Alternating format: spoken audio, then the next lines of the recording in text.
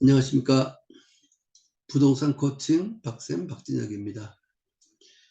경매물건 2021 55637 이 사건 번호에 대해서 한번 살펴보도록 하겠습니다.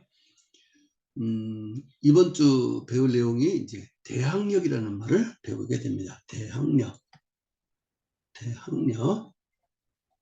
자, 교재는 81페이지를 펴보시면 돼요. 81페이지에 대항력이라는 말이 나옵니다. 자, 대항력에 대한 내용을 한번 살펴보도록 할게요. 지금 여기 경매물건 이거에 대한 내용보다도 이제 대항력, 자, 임차인의 대항력이 어떻게 되느냐. 대항력. 자, 책 내용을 먼저 한번 살펴볼게요. 책 81페이지에 대항력. 자, 임대차는 그 등기가 없는 경우에도 임차인이 주택의 인도와 주민등록을 마친 때에는 그 2일부터, 그 2일은 바로 다음날이에요. 다음날부터니까 다음날 0시가 되는 겁니다. 다음날부터 제3자에 대해 효력이 생긴다. 효력이 생긴다는 얘기는 대항력이라는 것이 생긴다는 얘기예요. 이 경우 전입신고를 한 때에 주민등록이 된 것으로 본다. 자, 여기에 대항요건이라는 말이 나옵니다. 대항요건. 자, 대항력이 있으려면, 대항력이 생기려면 대항요건을 갖추어야 돼요. 대항요건을 갖추었다. 이렇게 이해를 합니다. 대항요건을 갖추어야 돼요. 대항요건을 갖추었다. 대항요건을 갖추지 않았다. 이렇게 이해를 합니다. 자, 대항요건을 갖춰야지만이 대항력이라는 것이 생긴다. 그래서 자, 대항요건에는 계약, 인도점유, 주민등록, 전입신고 이 세 가지, 이 세 가지를 여러분들 항상 외워두셔야 돼요. 자, 계약과 인도점유를 두 개 합해서 뭘로 보면 되냐면 이건 잔금으로 보면 돼요. 잔금. 그래서 잔금을 치르고 돈이 실제적으로 오고 가야 된다는 얘기예요. 보증금이 오고 가야 돼요.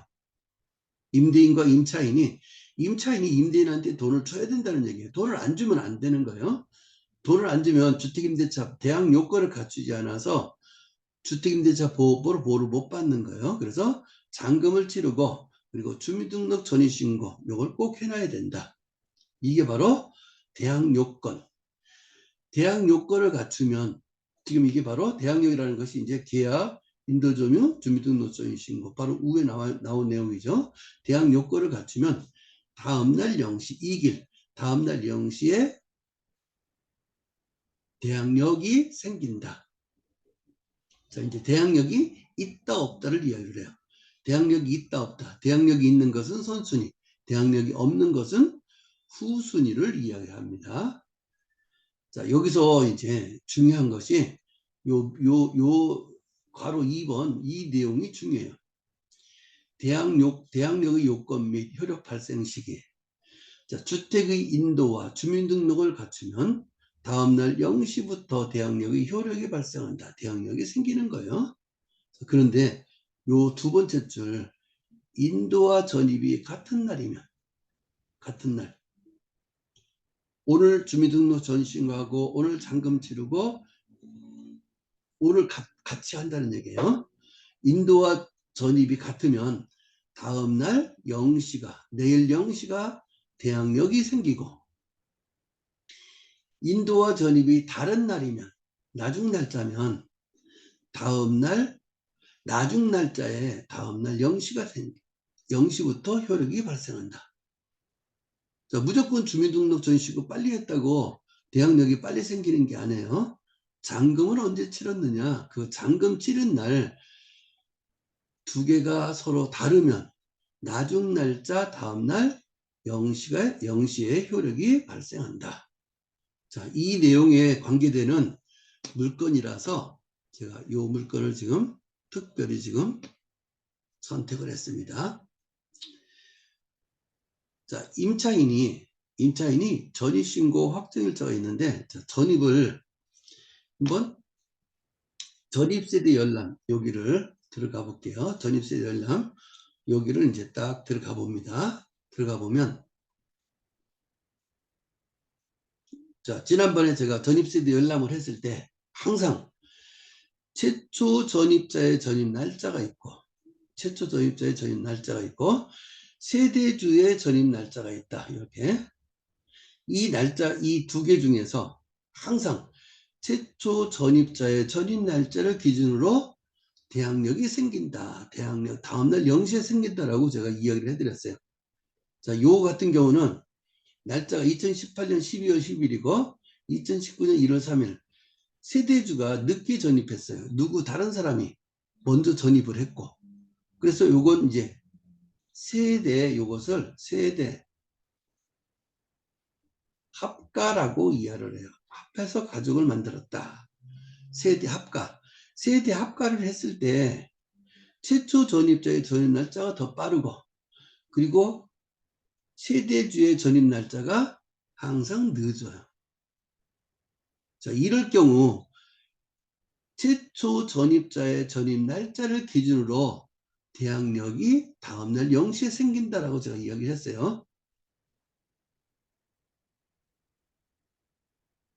그런데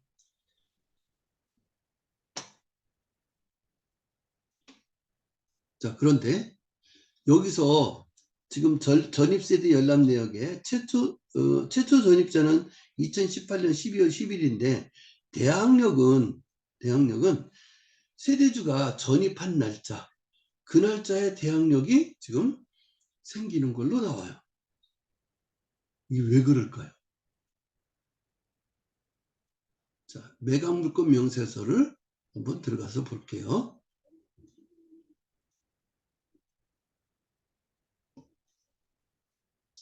매각물권 명세서에 들어왔는데도 임차인이 권리신고한 내용이 전입 날짜가 2019년 1월 3일 날로 나와요. 원래는 2018년 12월 10일 최초 전입자가 2018년 12월 10일 날 전입신고를 했기 때문에 요거 다음날 0시에 이 주민등록 전입 날짜 요게 나와야 되는데 1월 3일 날 나온 거야. 2019년 1월 3일 날로. 자, 이 부분이 아까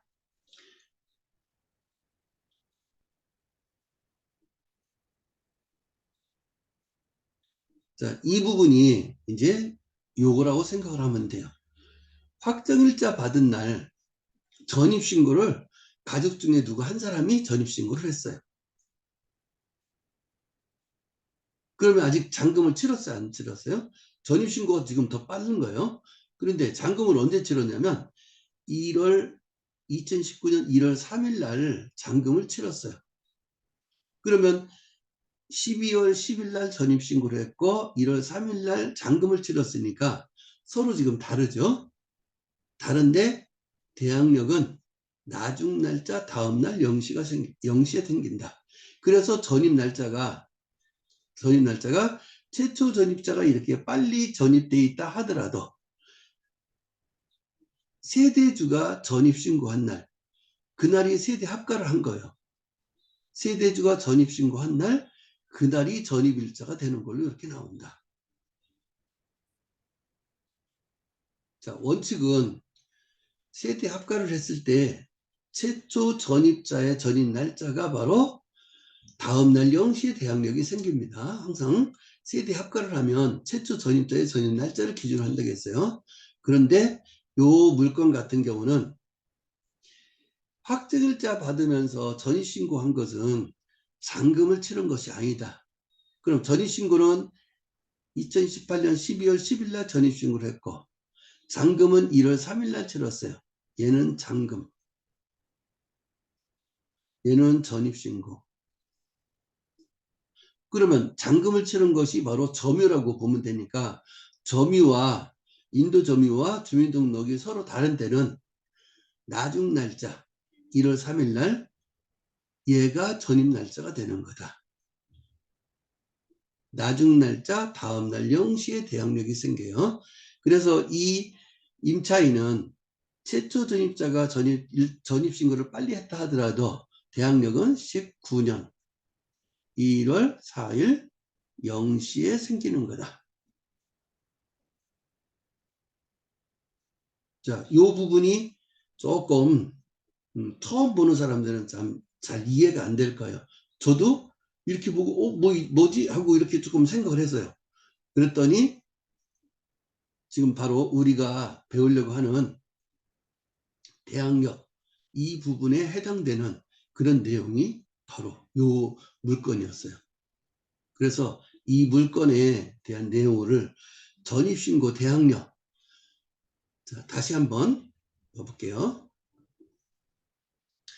인도와 전입이 같은 날이면 다음 날 0시에 대항력이 생기고 인도와 전입이 서로 다른 날이면 나중 날짜에 다음 날 0시에 생긴다는 거 이걸 꼭 기억을 해 놓으세요.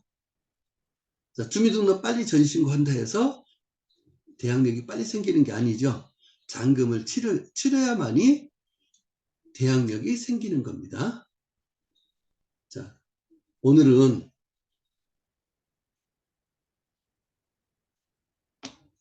자, 오늘은 경매물건 대항력에 대한 내용으로 2021 5637 요 사건 번호를 통해서 살펴봤습니다. 수고하셨습니다.